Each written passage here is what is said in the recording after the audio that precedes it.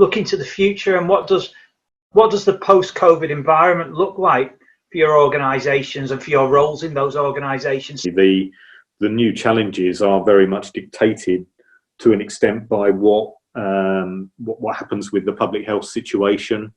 When the start can be of football again can be, healthily guaranteed, and the like, and the sorts of instructions that the leagues and the FAs, or the leagues across the country and the FA in general, can really sort of get behind when they can actually agree on when things can start.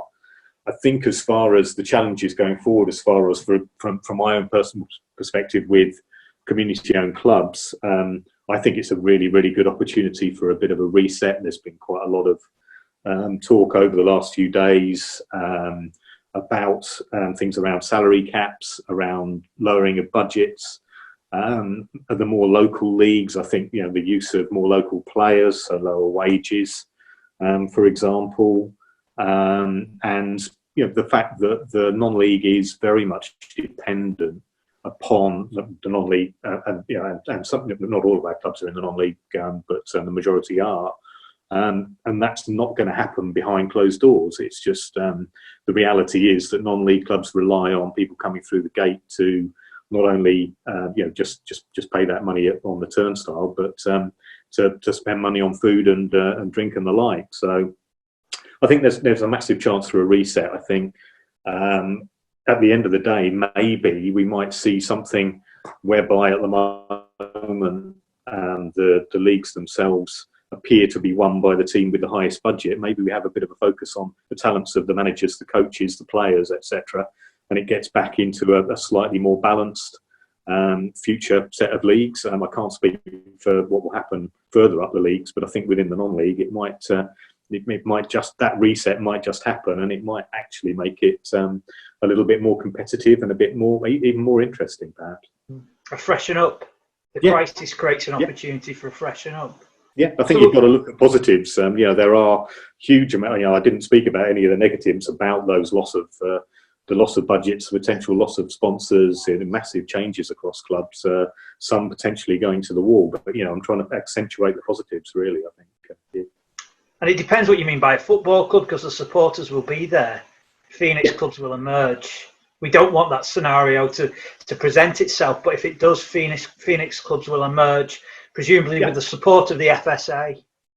Yeah, I mean, that's exactly what we would do. I mean, we believe that our community-owned clubs, for example, are robust in the way that they're run. We surveyed, once again, as I mentioned earlier, we surveyed the community-owned clubs. Towards 70% felt that with no football, they were comfortable to operate in the way that they are currently until September and beyond in that sort of percentage of cases.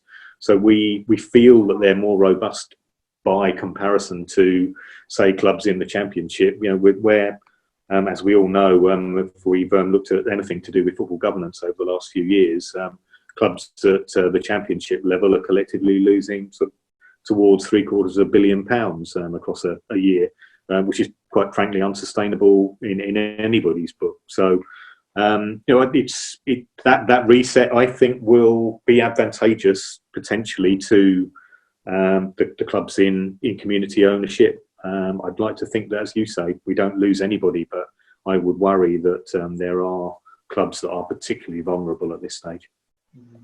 Thank you, Richard. And if we switch to Nicola? Yeah, I mean, it's a very, very fluid situation at the moment. It's changing every day.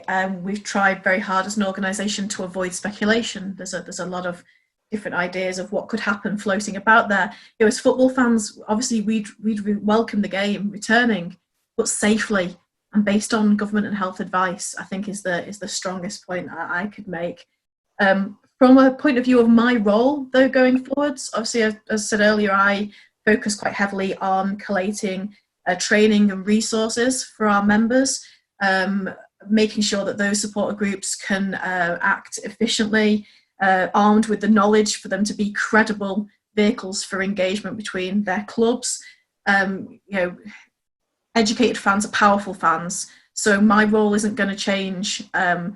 So in that sense, going forwards, I'm going to be focusing very hard on making sure fans are there, ready for whatever structure emerges, to be at the forefront of engagement and ensure that whatever structure happens going forwards, we could maybe take advantage of this crisis and ensure that there is a better, brighter future for the game that, as Richard says, maybe isn't all about those with the biggest budgets